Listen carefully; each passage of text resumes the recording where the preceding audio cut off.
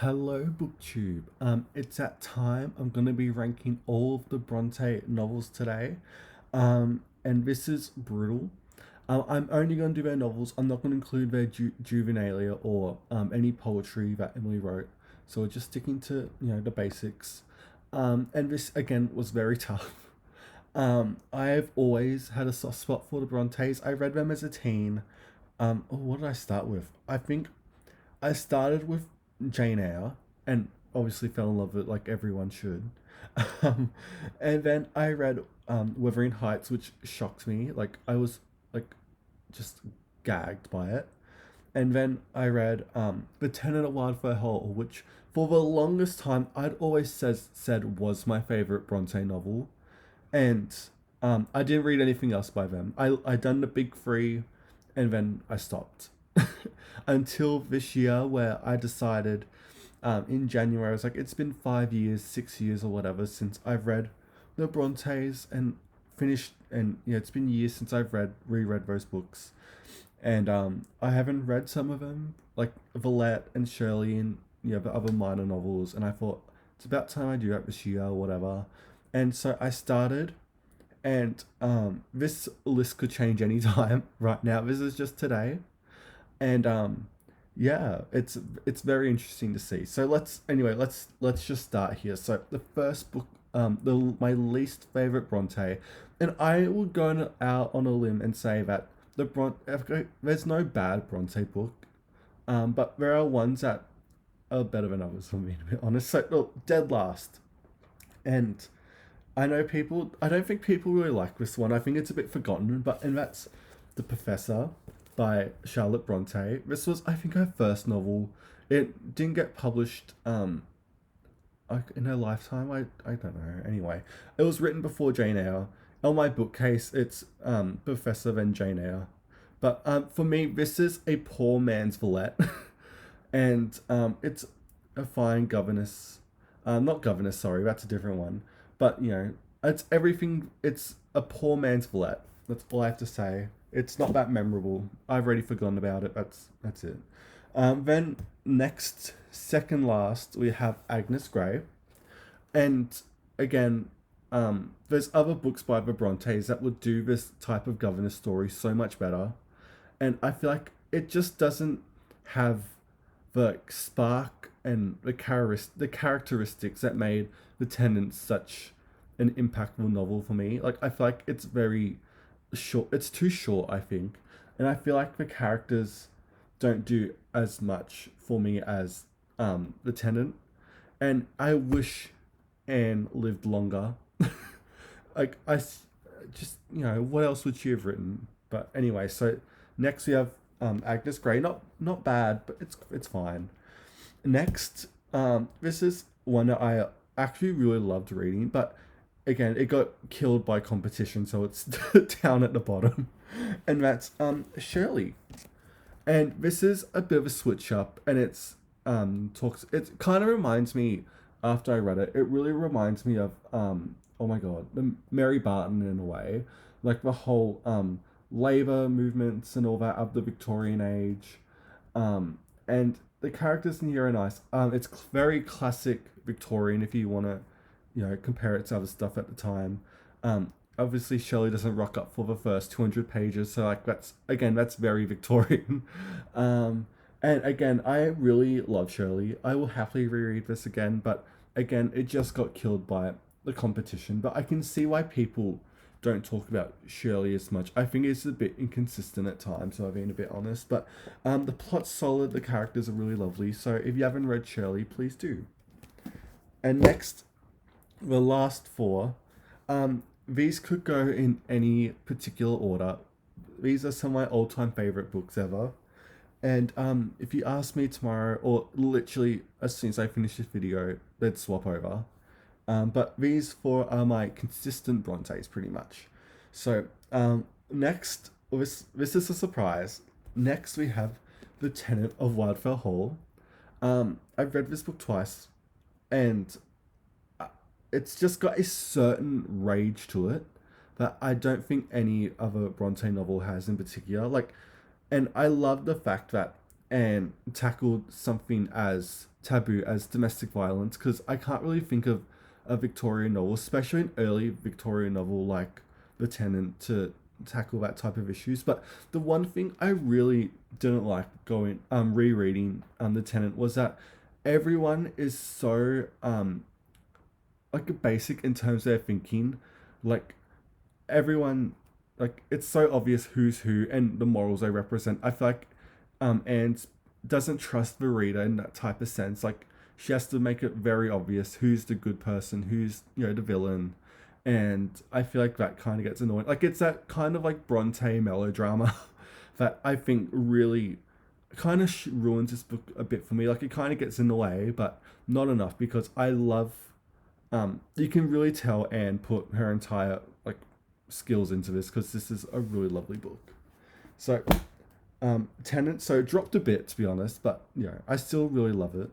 Next we have probably the biggest surprise here, and it is Villette. And Villette blew me away so much. I, because I know people don't like Villette. Like, it's probably the ugly stepchild of all of Charlotte's books. But Villette is just so incredible. Lucy is just such a amazing character to follow, and I know there is a group of people that do think Villette is the best Bronte novel. Like I think Wolf thought of that. I don't know who else did. Maybe George Eliot did, but I don't know. But Villette, this is, if you're gonna read this more than read The Professor, to be honest. And yeah, I I don't think it's my favorite. I think it needs another reread or so just to really sink in and possibly be a favorite. I don't know. This really surprised me, and I love the romance in here. I love themes it talks about, like of independence too, was very lovely. Yeah, oh, here it is at the back, George Eliot's quote: I am only just returned to a sense of a real world about me, for I have been reading Villette, a still more wonderful book than Jane Eyre, which is very interesting. And I can see George Eliot liking Villette more than Jane Eyre, because I feel like Villette's the most grounded Bronte novel. I think it's just the most Bronte. It doesn't have the same type of melodrama in the same way that some other books definitely do. But anyway, Villette was the dark horse, the most underrated thing. I'm amazed I didn't read it when I was a teen. And I had to wait till I don't even know how old I am. But anyway, next we have second is Wuthering Heights, of course. This is the most strangest book of all the Brontes. The oh my god, the way it's told is, the character perspectives are weird. The way it just unfolds is so bizarre. The characters are insane. Like it probably is the weirdest Victorian book you can read, and probably one of the weirdest in English. I've always loved Wuthering Heights. I'm a Wuthering Heights girly. I will always defend it. Um, just because there is nothing else like this book in English. I honestly think it's one of the most unique books ever, like at least in novels wise. And I don't even know what to say. It's so iconic. I love Emily's writing in this. It's so lovely. I feel like she's probably, if I had to make a list of authors that I wish lived longer to write more books, it would 100% be Emily Bronte at the top, and maybe more George Eliot if I'm being a bit honest. But anyway, I just, every time I read Wuthering Heights, I always think, like what else would have Emily written if she lived to at least like in her 50s, like Gaskell or Eliot did. And but even her poetry, I think you can tell she was very much a poet turned novelist, I think, because the book's very lyrical at times, and I just love Wuthering Heights. I will never get sick of it, hopefully. But yeah, so that's number two. And number one, to no one's surprise, is Jane Eyre. Um, Again, it's Jane Eyre. I, that's all I need to say. Rochester is literally, I can't even describe how much I love him. I want him in my life, which is, I know is a bit controversial, but it's probably one of the great coming of age novels I can actually pretty much stand, because I kind of am sick of that that trope and that type of genre. But it's Jane Eyre. My favorite scene ever in any Bronte novel is when Jane's room floods and Rochester takes off his like dressing gown or like his dressing gown or whatever. It's not a dressing gown. I can't remember the right word for it.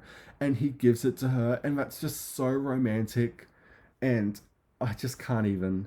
And the ending is insane. Like the last bit of Jane Eyre will throw you off. Obviously, I always defend it because it is objectively an insane ending to end this book on with like Rochester losing his eyesight and all that. But I always think um, that's not what Charlotte really wanted you to focus on. I think she really wanted you to focus on the fact that Jane decided on her own terms to stay with Rochester, and I think that was the main purpose of it.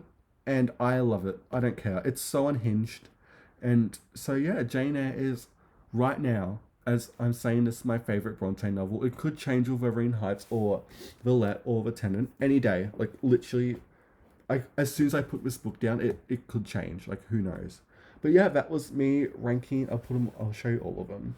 This was me ranking the Bronte novels. This was very tough. I went through this list so many times, and I have all of them in the Penguin Blacks except Jane Eyre and Villette. Those are like the only two. And maybe if I see the Penguin Blacks, maybe I'd swap them out. But I annotated Jane Eyre when I read it. And I didn't do annotate Wuthering Heights or any of the other ones, mostly because I don't have much to say, to be honest. But I love the Brontes. I can't wait to reread them in a couple years or whatever. Maybe I'll move on to their Juvenilia or finish reading Emily Bronte's poems next in terms of if I want a bit more Brontes. But when I definitely go back to read them, I'm definitely going to pick up Villette and obviously everything else because I like to do that. Get all the novels done at the same time. So yeah, that was me ranking the Bronte novels. What did you think of my ranking? What did you think of the books yourself? Please let me know. And yeah, that's my video. Thank you so much for watching BookTube, and I'll see you next time.